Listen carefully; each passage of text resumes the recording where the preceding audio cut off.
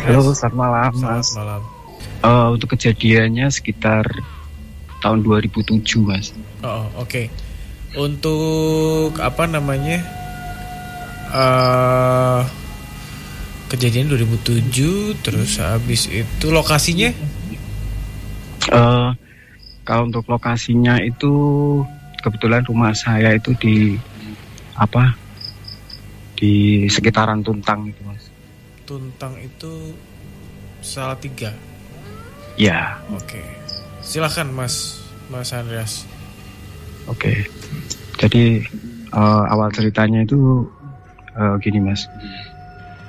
Jadi dulu setelah kuliah gitu kan.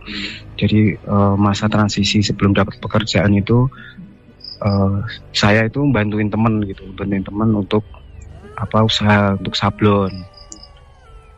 Nah, pas kebetulan itu pekerjaannya overload, terus kita bantuin sablon, jadi sampai malam terus kebetulan saya nggak sendiri sih, jadi saya ditemenin ada satu teman lagi yang kebetulan rumahnya tuh dekat dengan rumah saya juga gitu.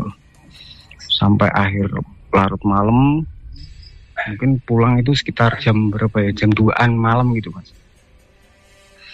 Jadi sekitar jam 2 malam kita balik dari tempat sablon itu. Mungkin kalau pendengar Imelda, khususnya Nightmare on the Air ini di sekitar daerah Tuntang pasti tahu sih. Jadi dari arah Tuntang ke Beringin itu ada terowongan rel. Jadi bawahnya jalan raya, atasnya itu rel, tapi sudah nggak kepake, Mas. Nah, sepulang itu kita berdua kan, tapi pakai motor masing-masing, Mas. Jadi setelah melewati terowongan tersebut, itu saya tuh merasa bahwa motor saya itu berat. Jadi nggak tahu ada yang bonceng atau apa, tapi saya merasa bahwa motor saya itu berat. Berlanjut cerita sampai rumah, karena udah terlalu larut malam, jadi saya nggak mandi, cuma saya ganti baju, masuk kamar, ganti baju, tapi posisi pintu kamar masih kebuka, Mas. Jadi pintu kamar masih kebuka dikit, karena saya ambil baju baru dari lemari, jadi kaca lemari itu mantul di pintu kamar saya. Kebetulan pintu kamar masih kebuka kan. Nah, itu dari pantulan kaca itu saya melihat kayak ada sekelebat bayangan lewat gitu, Mas. Sepenglihatan saya itu kayak ada wanita pakai kebaya, terus rambutnya panjang. Itu saya sih acuin karena mungkin pikir saya ya saya rasional, nggak berpikir hal-hal yang mistis gitu. Jadi saya rasional aja. Terus untuk menenangkan pikiran saya, itu saya pikir gini, saya mungkin karena efek dari cairan kimia dari sablon tadi, jadi mungkin halusinasi atau apa gitu. Terus saya tidur. Pas saya tidur, besoknya bangun, ketemu dengan teman, tapi bukan teman yang ikut bareng-bareng saya nyapsa ke sablon itu, enggak, tapi teman itu kayak punya kelebihan gitu, Mas. Jadi review sedikit bahwa teman itu tuh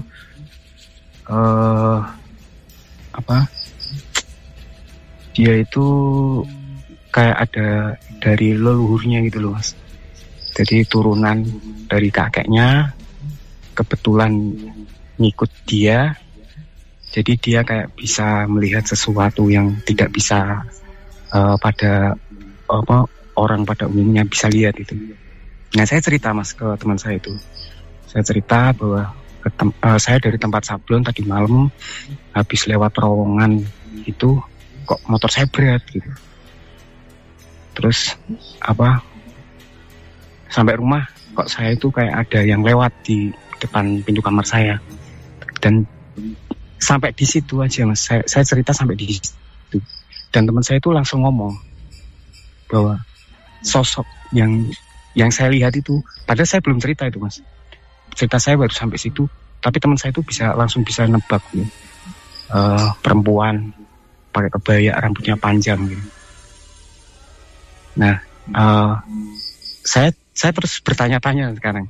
Waktu itu ya Mas, waktu itu saya bertanya-tanya. Kalau teman saya bisa nebak, berarti mematahkan rasional saya gitu. Mematahkan rasional saya bahwa ternyata itu memang ada sosok itu gitu. Terus teman saya ngomong sih, nggak ganggu dia cuma ikut tapi balik lagi gitu. Nah, mungkin cerita saya seperti itu. Apa yang saya tanyakan, mungkin saya tanyakan kepada Mas Febri ya.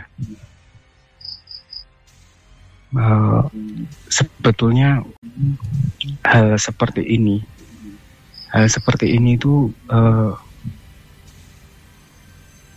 sosok yang seperti ini tuh bisa bersinggungan dengan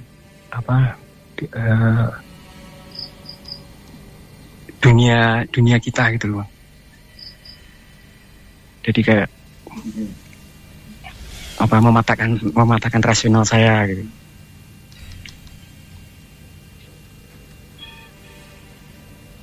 Halo? Oke, Mas Febri, silahkan deh. Iya. Selamat malam Mas Andreas. Iya. Ya.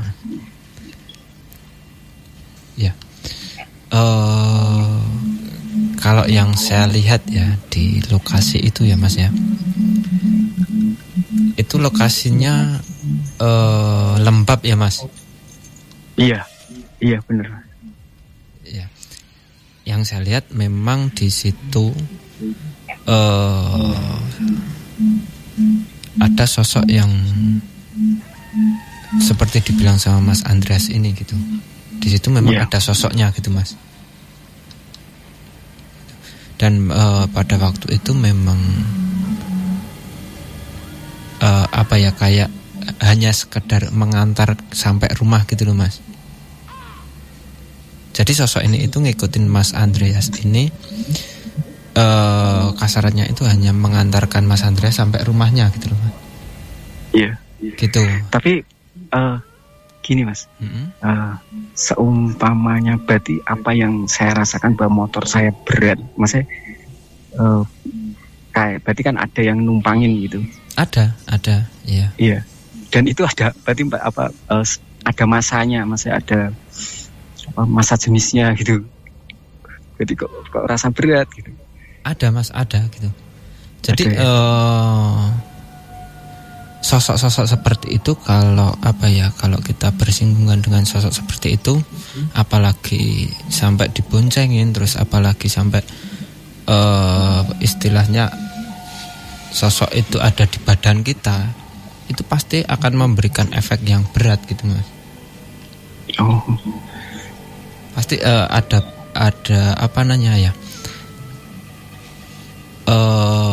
ada efek di badan kita, terus ada efek di motor kita kalau ada sosok-sosok yang ngikutin gitu Mas. Dan pada waktu itu memang yang saya lihat sosok itu memang ngikut gitu Mas. Iya. Kebetulan kan waktu itu kan kami keluarga kami itu tinggal di rumahnya nenek.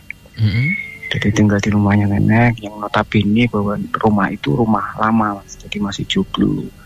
Jadi masih ada rumah utama, masih ada, kalau di Jawa itu masih ada rumah pawon, rumah pendopo gitu.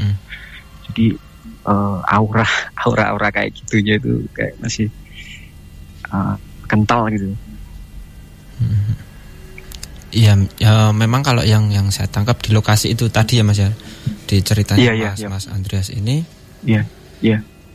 Di lokasi itu memang menyimpan energi yang cukup kuat ya kalau yang saya lihat ya. Dan salah satu penunggunya itu yang sosok yang ngikutin sama Mas Andreas ini. Bukan ngikutin ya, tapi kayak hanya mengantarkan pulang gitu Mas. Iya.